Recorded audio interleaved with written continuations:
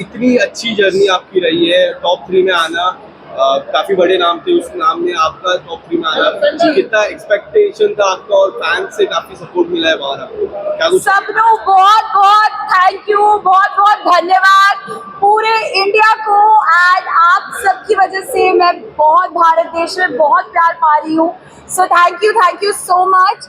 मुझे पता चला कि लोगों को मेरी जर्नी बहुत अच्छी लग रही है, क्योंकि सब कह रहे हैं मैं बहुत नेचुरल थी घर के अंदर। एंड मुझे बहुत एक्साइटमेंट है कि मैंने टॉप किया सब गर्ल्स के अंदर भी।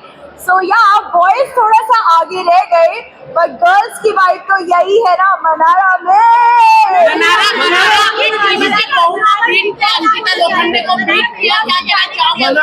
अंकिता जी ने बहुत अच्छा गेम खेला एंड उन्होंने तो बहुत बड़ी बिग बॉस की फैन भी रही हैं एंड उनको पता था कि गेम के बारे में कैसा करना है। एंड सब प्लस वो एज अ कपल आई थी विकी भाई के साथ, मैं तो इंडिविजुअली घर पे अकेली गई थी और मैंने घर पे बहुत मजे करे हैं।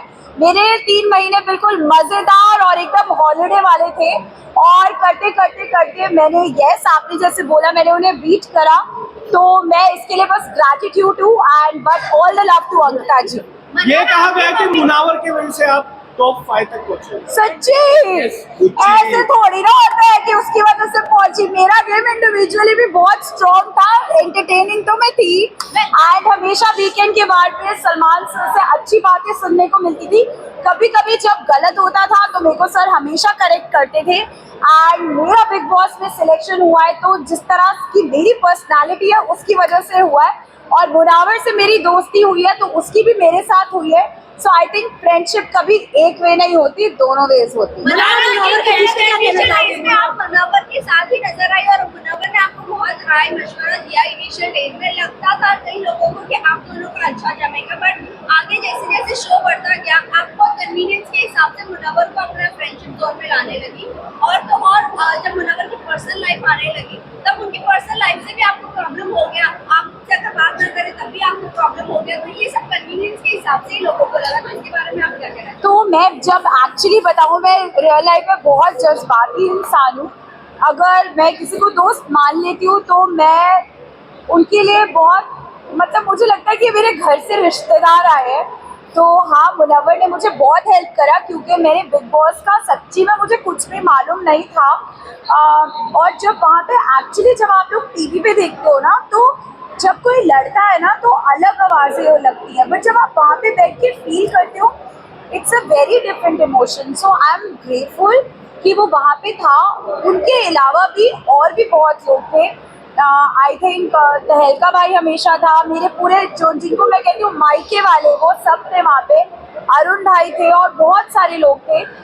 सबने मुझे बहुत सपोर्ट किया और बहुत प्यार दिया। कुछ लड़ाइयाँ हुई बट जहाँ तक आप बोल रहे हो कि मैं कन्वीनियंस के हिसाब से तो मैं कभी काम भी ना करूँ, जो काम पसंद होता है रियल लाइफ में भी वही काम करती हूँ सिलेक्टेड। तो आई डोंट थिंक कि मैंने कभी भी बिग बॉस के घर पे कन्वीनियंस के हिसाब से दोस्तियाँ कहीं मुनावर और अनुराग को अपना दोस्त मानती थी लेकिन उनके बारे में ही आप चीटिंग करती हुई दिखती है, अच्छा क्या कहना चाहेंगे आप? तो मैं सीधा बोलती हूँ, मैं इतनी कोई परफेक्ट लड़की नहीं हूँ, मैं जो हूँ मैं ऐसी सी ही हूँ। अगर मैं किसी के साथ 6 घंटे कहते अनुराग के साथ बैठ के बातें कर रही थी तो ऑफकोर्स अगर मुनव्वर और अनुराग दोनों ही मेरे दोस्त थे शो में तो ऑफकोर्स दोनों की एक आधी बात आई होगी इधर से उधर। एंड आई डोंट थिंक इसमें कुछ रॉन्ग है बिकॉज रियल लाइफ में भी आप सबके साथ होता होगा ना, अगर एक ग्रुप ऑफ फ्रेंड्स है तो आप इधर की बात थोड़ी उधर, उधर की उधर, ऐसा नहीं है। उन दोनों की भी बहुत अच्छी दोस्ती थी, वो लोग भी आपस में उनका भी कोई ट्रैक रहा होगा जो मुझे घर जाके पता चलेगा। बट आई थिंक मैंने दोनों के साथ अच्छे से दोस्ती निभाई। अब देखना ये है कि घर के बाद वो लोग दोस्ती निभाते प्रेस कॉन्फ्रेंस के बाद आपको काफी इफेक्ट किया, हमने देखा। उसके बाद आप काफी बार रोए क्या, और आपके फैंस कह रहे थे प्रेस कॉन्फ्रेंस काफी बायस थी, आपको क्या लगता है प्रेस कॉन्फ्रेंस बायस थी क्या, आप पे अटैक्स हो रहे थे, ऐसा फैंस का मानना था और आप काफी इमोशनल थे प्रेस कॉन्फ्रेंस के बाद, क्या कहना चाहोगे? तो बेसिकली अभी तक मैंने सिर्फ मूवीज के लिए, मोस्टली तो हैदराबाद में मूवीज के लिए इंटरव्यू करा है।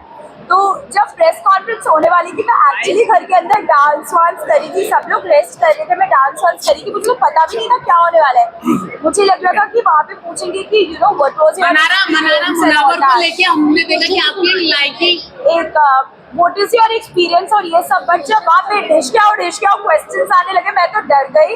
एंड जो विक्की भाई के लिए क्वेश्चंस आए मुझे बहुत अजीब सा फील होने लग गया। आई थिंक मैं बहुत लो हो गई बिकॉज रियली विक्की भाई के साथ एक ऐसी बॉन्डिंग थी, क्योंकि जब मुनावर वगैरह अपनी लाइफ में मूव ऑन हो गए, जब उनके बाहर के रिश्ते आए तो विक्की भाई, ईशा, समर्थ वहाँ पे होते थे, हम लोग कॉफियाँ पीते थे एंड यू नो चाय बनाते थे, तो मुझे उनके लिए भी बहुत बुरा लग रहा था एंड अपने लिए भी लग रहा था कि यार मतलब नॉर्मल सी बात को इतना अजीब तरीके से बाहर जा रही है। तो आई थिंक मैंने पहली बार हमेशा मीडिया में अपने लिए बहुत सारा प्यार ही देखा है, इवेंट्स पे पोस्ट करते हुए, जैसे मैं अभी करी थी तो मुझे बहुत अच्छा लग रहा था because this is a general thing which I have seen. But अगर वहाँ पे ऐसा हुआ तो आई वाज शायद मैं रेडी ही नहीं थी, शायद मैं पहले का बिग बॉस देखती और पता चलता कि प्रेस कॉन्फ्रेंसेस कितनी हार्ड हिटिंग होती है because they were not like press, they were actually like hardcore fans of big boss. तो शायद मैं बहुत ड्रेन्ड हो गई थी अगले दिन, मैंने कहा हाय मुझसे उठा भी नहीं जा रहा। सो बट या मैं विक्की और अंकिता की अगर मैं बात करूँ तो क्या आप बाहर इन दोनों से बात करोगे या फ्रेंडशिप रखोगे या नहीं रखोगे? देखो मेरे को बातें करने का बहुत शौक है और मैं जहाँ भी जाती हूँ बातें कर सकती हूँ। अभी भी ये इंटरव्यू 4 घंटे चले तो मैं आराम से बात कर लूंगी, तो ऑफकोर्स विक्की अंकिता बार बात करेंगे तो मैं क्यों मना करूंगी यार। अच्छा, ये भी कहा गया कि जब मुनावर से दाल नहीं गली तो आप विक्की भैया का सहारा लिया। मुनावर से दाल नहीं करी? अरे नहीं, वो दाल बहुत अच्छी बनाता है, उसको खाना बनाने का बहुत शौक था शो में और वो कुकर में सीटियां डाल के अच्छे से दाल गलाता है। तो मुनव्वर की दाल है तो कैसी नहीं गलेगी। बट आई थिंक शो का फॉर्मेट ही कुछ ऐसा था कि मैं बहुत जज्बाती हो गई थी और जब मैंने मुनव्वर से डिस्कस करा कि मुझे नहीं लगता कि मैं उसको बाहर से फर्स्ट ऑफ ऑल कभी भी जानती नहीं थी, मैं उसको शो के अंदर ही मिली हूँ और मुझे उसका प्रोफेशन वगैरह भी इतना पता नहीं था। लाइक स्टैंड अप्स देखते हैं हम लोग बट उनका नाम किसका क्या यू नो लाइक अब मैं जाके बहुत स्टैंड अप्स देखूंगी। बट मेरे क्योंकि मुनावर जीता है इसलिए मुनावर जीता है इसलिए आप स्टैंड अप देखोगे ज्यादा। नहीं नॉलेज के लिए कि ये भी एक प्रोफेशन होता है जो आजकल बहुत सीरियस हो गया है। मनारा प्रियंका ने आपको सपोर्ट किया, आपकी सिस्टर ने। Thank you. लेकिन साथ ही साथ परिणीति ने नहीं किया ना। ओके लेकिन प्रियंका मैम के लिए बोल दीजिए कुछ। So thank you Mimidi for supporting me।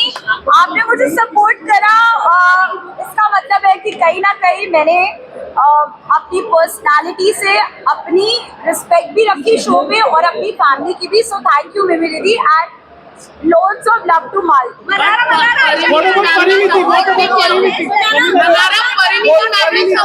एक भी पोस्ट नहीं डाला आपके लिए। ओ तो फिर आप उनसे जाके पूछो, मुझे नहीं पता। आयशा लोगों को ऐसा लग रहा था कि आपको उनके लिए कहीं ना कहीं फीलिंग्स है, क्या आप कहना चाहोगी? अच्छा, आयशा के आने के बाद मैं उसके लिए पोजेसिव लगी। वो दोनों क्या कर रहे थे वो किसी ने नहीं देखा क्या? अच्छा यही वो भी तो देखो यार, मेरे पीछे क्यों पड़े हो? इसमें आपको एक्सप्रेशन क्वीन सारा क्यों, आई लव यू और अब हम मिलते रहेंगे, पार्टी करते रहेंगे।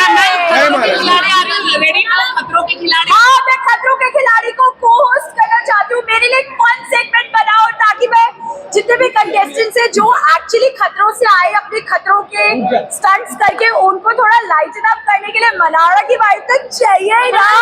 मुनावर के जीतने पे आपका क्या रिएक्शन है? Are you happy?